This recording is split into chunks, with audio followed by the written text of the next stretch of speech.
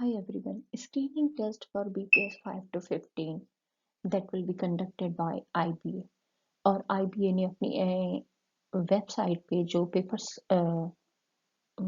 Display किया है उसमें उसने उसी तरह 3 कैटेगरीज का पेपर बनाया है, मैट्रिक, इंटर और ग्रेजुएशन। आज हम जो पेपर सॉल्व करेंगे वो इंटरमीडिएट कैटेगरी से ताल्लुक रखता है और उसका मेन फोकस है इंग्लिश पार्ट। इस पार्ट में भी 40 क्वेश्चंस हैं। इस वीडियो की अहम तरीन बात यह है कि न सिर्फ हम पेपर सॉल्व करते जाएंगे बल्कि उसके साथ साथ हर सेक्शन में हम उस कुछ खास किस्म के टिप्स भी आपके साथ डिस्कस करेंगे जिनके ज़रिए आप अंदाज़ा लगा सकेंगे कि आप किस तरह उस सेगमेंट को सॉल्व करें। Here is first segment, reading and comprehension. Read the following passage and answer the questions set below it. अब ये पैराग्राफ दिया गया है, यहाँ मैंने सिर्फ पैराग्राफ रखा है इसलिए कि आपको क्वेश्चन समझने में आसानी होगी। अब जब हम पैराग्राफ को देखते हैं तो पैराग्राफ की एक ये खूबी होती है, पहले से हम पढ़ लेते हैं। In olden days, people used to live in caves. They found them as safe homes. Furnished living places were unknown to them. In a Stone Age, they met some useful tools and weapons from stone, for they found them useful, durable, and strong to use. They knew that heavy stone could be best used in battle to attack enemy forces and harass their horses, camels, and elephants. They would throw heavy stones from long distances to enemies' sides through catapults that were used as weapons. अगर आप इस paragraph को देखें तो paragraph की definition के मुताबिक ये पैराग्राफ है ही नहीं। इट इज कंप्लीटली दो तीन चीजें आपस में जोड़ी गई हैं। इसलिए मैं ये चाहूंगी कि आप पैराग्राफ के बारे में पढ़ें कि आपको अंदाजा होना चाहिए, तभी आप ये पहले 2 सवाल सॉल्व कर सकते हैं। क्योंकि इसके लिए आपको ये समझना जरूरी है कि पैराग्राफ क्या होता है। अब सबसे पहली लाइन जो है, in olden days people used to live in caves, ये टॉपिक सेंटेंस है। अब हम आते हैं बिल्कुल आखिरी सेंटेंस की तरफ। They would throw heavy stones from long distances to enemy side. क्या इनका आपस में कोई भी ताल्लुक है? कतई तौर पर नहीं। पैराग्राफ की ये खूबी होती है कि फर्स्ट सेंटेंस और आखिरी सेंटेंस जो होता है उनका आपस में कनेक्शन हो और एक पैराग्राफ में सिर्फ एक चीज डिस्कस की जाती है, उसमें 2-3 चीजें डिस्कस नहीं की जा सकती, वो पैराग्राफ ही नहीं होता। तो आपको अंदाजा होगा तभी आप अगले क्वेश्चन सॉल्व कर सकेंगे। अब ज्यादा चीज हम यहाँ इस क्वेश्चन से समझते हैं। इन olden days people used to live in caves. They found them as safe homes. Furnished living places were unknown to them. In a stone age, they made some useful tools and weapons from stone, for they found them useful, durable, and strong to use. The first 4 sentences are about, यहाँ आपको 3 options दी गए हैं, caves, living places, stones. अब क्या है कि इन्होंने मुख्तलिफ अल्फाज यूज किए हैं और आपको घुमाने की कोशिश की है, लेकिन मैं आपको ऑलरेडी बता चुकी हूँ कि first sentence is always about topic sentence, तो वहीं से केयर निकलता है। उसके बाद they found them as safe homes, furnished living places were unknown to them, they सपो, ये दोनों सपोर्टिव सेंटेंसेस हैं। चौथा जो सेंटेंस है उसे बिल्कुल ही आप इग्नोर कर दें, क्योंकि ये ना तो अलहदा से अपनी कोई हैसियत बना रहा है और ना ही ये पहले 3 सेंटेंसेस के साथ इसका कोई ताल्लुक है। So we should ignore it, because यहाँ से एक टॉपिक ही नया शुरू हो रहा है। इसलिए हम इजीली कह सकते हैं कि ये जो सेंटेंसेस हैं दे आर अबाउट केव्स। और ये है नेक्स्ट क्वेश्चन, रीडिंग कॉम्प्रिहेंशन का। क्वेश्चन है, people mentioned in the paragraph dash. Option A है वर मिलिटेंट, वर वॉरियर्स, थर्ड है were good at a battle strategy. अब आप पैराग्राफ को पढ़ें आपको वहां से पता चलेगा कि कौन सी अहम चीज जो है वो डिस्कस की जा रही है। अब अगेन यहाँ पहले सेंटेंस को गौर से देखें।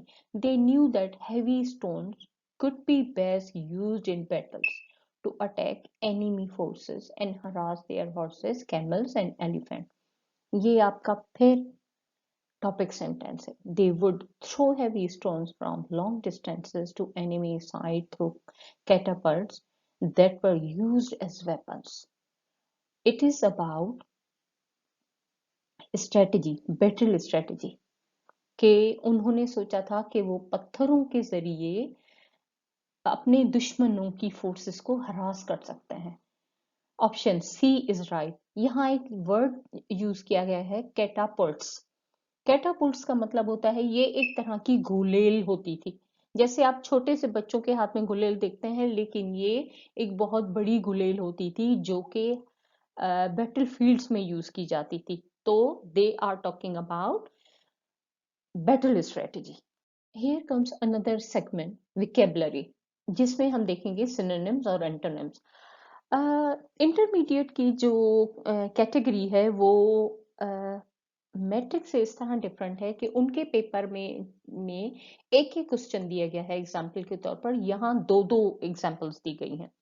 अब synonyms, word having similar meaning. Synonym का मतलब होता है ऐसा वर्ड जिसके सेम मीनिंग्स हो। शी इज अ shrewd जज ऑफ कैरेक्टर। अब वर्ड shrewd को अंडरलाइन किया गया है और आपको 4 ऑप्शंस दिए गए हैं कि आप इसके एग्जैक्ट सिनोनिम्स को अंडरलाइन करें।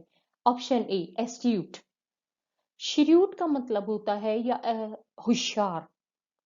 आप लोगों ने अक्सर देखा होगा कि हम जहानत के सिलसिले में मुख्तलिफ वर्ड्स यूज करते हैं। कुछ वर्ड जो होते हैं वो पॉजिटिव होते हैं, कुछ थोड़ी सी नेगेटिविटी अपने साथ रखते हैं। अब श्रीयूड होशियार को कहते हैं और एस्ट्यूट अयार को कहते हैं। ये दोनों वर्ड आपस में सिनोनिम्स हैं। स्मार्ट, नॉलेजेबल और लिटरेट, ये पॉजिटिव वर्ड है। दूसरा क्वेश्चन है, he is a great scholar. अब स्कॉलर को अंडरलाइन किया गया है, उसके लिए हमें राइट ऑप्शन चूज करना है as a synonym. Option C है, लर्न पर्सन। स्कॉलर कहते हैं अदीब को, एक बहुत पढ़ा लिखा शख्स। एजुकेटेड होना दूसरी बात होती है, स्टूडेंट होना दूसरी बात, वर्सटाइल होना दूसरी बात। लेकिन स्कॉलर के एग्जैक्ट जो सिनोनिम हम कह सकते हैं वो लर्न पर्सन। नेक्स्ट है antonyms, words having opposite meaning. Be very very watchful while you are solving these exercises, क्योंकि आपको जब एंटोनिम ढूंढना है तो आप हैरान होंगे कि कभी कभी सिनोनिम्स वहां लगे हुए होंगे उस वर्ड के। तो आपको ख्याल रखना है कि आपने एंटोनिम ही ढूंढना है। अब यहाँ क्वेश्चन है, this is a sharp knife. ये एक तेज छुरी है। अब छुरी के लिए हम क्या इस्तेमाल करते हैं? अगर वो तेज होती है तो हम कहते हैं कि बहुत तेज है। लेकिन अगर वही छुरी अच्छी नहीं होती तो हम कहते हैं कुद छुरी है। कुद के लिए इंग्लिश में वर्ड यूज होता है blunt. Option C. Sharp broken नहीं हो सकता, रस्टेड नहीं हो सकता। रस्टेड का मतलब होता है जंगशुदा, यूजलेस, नाम कारआमद ना होना। अगला क्वेश्चन है, in early days mechanised agriculture was unknown. Early days, अब इसके लिए यानी पहले के दिनों में, इब्तिदाई दिनों में मैकेनाइज एग्रीकल्चर जो था वो अननोन था। अब इसका सही ऑप्शन जो है वो है डी, पोस्ट हिस्टोरिक। यानी हिस्ट्री के बाद। अब ये हमेशा याद रखें कि अर्ली का लेटर नहीं होगा, न्यू भी नहीं होगा। अर्ली डेज है यानी दो चीजें आपस में मिलकर एक मतलब बना रही हैं।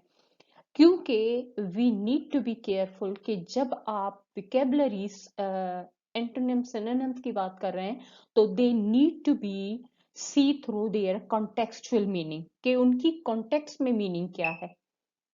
अर्ली तो सुबह सवेरे को भी कहते हैं, लेकिन क्या हम उस यहाँ से सुबह सवेरे समझेंगे? नहीं। तो उसका ऑपोजिट है पोस्ट हिस्टोरिक, यानी हिस्ट्री के बाद। प्री हिस्टोरिक हिस्ट्री से पहले, बिल्कुल प्री हिस्टोरिक जो है वो सिनोनिम है अर्ली डेज का, लेकिन इसका सही ऑप्शन ऑप्शन डी है। Another segment is spell checking. Spell checking में आपको 4 वर्ड्स दिए जाते हैं और आपको सही वर्ड सही स्पेलिंग समेत वर्ड को चूज करना है। इसके लिए आप जितनी रीडिंग कर सकते हैं दैट्स बेस्ट, और active reading, conscious understanding of spelling is very important. यहाँ ऑप्शन बी है, वर्ड दिया गया है डिसिप्लिन, जिसकी मुख्तलिफ स्पेलिंग्स आपको दी गई हैं। कहीं एस मिसिंग है, कहीं एस गलत जगह लगा हुआ है, या कहीं ई लगा हुआ है, लेकिन right spelling is option B, discipline, DISCIPLINE। Next word is cowardice. Cowardice का मतलब होता है बुजदिली। Option C is right, COWARDICE, cowardice, बुजदिली।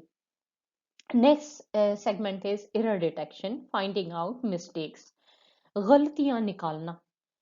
गलतियां निकालने, अगर आप इसे विजुलाइज ही करें तो कभी वर्ड ज्यादा दे दिया जाता है या कभी किसी जगह से वर्ड मिसिंग होता है। तो हम यहाँ देख सकते हैं इस तरह की एरर डिटेक्शन में टेंसेस भी आ सकते हैं। अगर आपको पता हो कि कौन सी चीज जो कौन सा टेंस किस टेंस के साथ सेट होता है, तो आपको अंदाजा आप बेहतर तौर पर उसे सॉल्व कर सकते हैं। यहाँ वर्ड है हमारे, यहाँ सेंटेंस है हमारे पास, we discussed about the matter at large.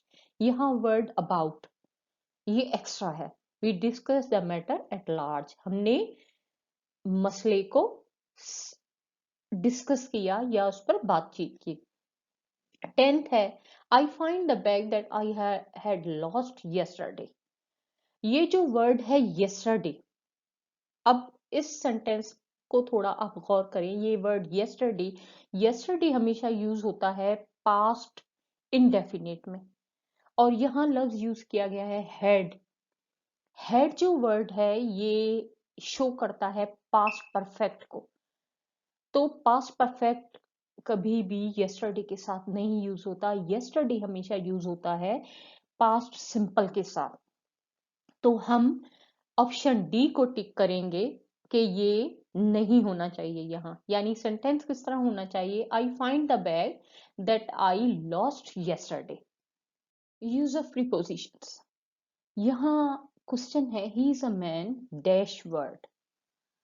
Option A is right, he is a man of word, वो वादे का पक्का है। अब ये इस तरह के जो जुमले होते हैं या फिर जो प्रीपोजिशनल यूज होता है, प्रीपोजिशन फॉलो करती हैं कभी कभी। कुछ वर्ड्स जो होते हैं वो हमेशा एक ही तरह के प्रीपोजिशन लेते हैं, आप उन्हें किसी भी स्ट्रक्चर में यूज करें। तो अगर आप प्रीपोजिशन को कुछ मेमोराइजेशन की जरूरत होती है प्रीपोजिशन में, तो you can go for it. Next है, द कायदे आजम वर्कड हार्ड हिज होमलैंड। यहाँ आपके पास मुख्तलिफ ऑप्शन हैं, इन, विद, फॉर, अबाउट। यहाँ थोड़ा सा गौर कर लें कि इन प्रीपोजिशंस के मायने क्या हैं। यहाँ ऑप्शन सी फॉर, कायदे आजम ने अपने वतन के लिए सख्त काम किया, फॉर के लिए। नेक्स्ट है sentence structure. Sentence structure, many of the time it concerns with tenses. The sun had risen before we arrived there. Option D, arrived there. Had risen, ये है past perfect. Past perfect के साथ हमेशा simple past या simple past या past indefinite आता है। Arrived is showing simple past। Next है हमारे पास, what can not be cured dash be endured. Option C, must be endured, जो चीज जिस चीज का इलाज ना हो उसे बर्दाश्त करना चाहिए। Please watch, like, comment, share, and subscribe. Thanks for watching.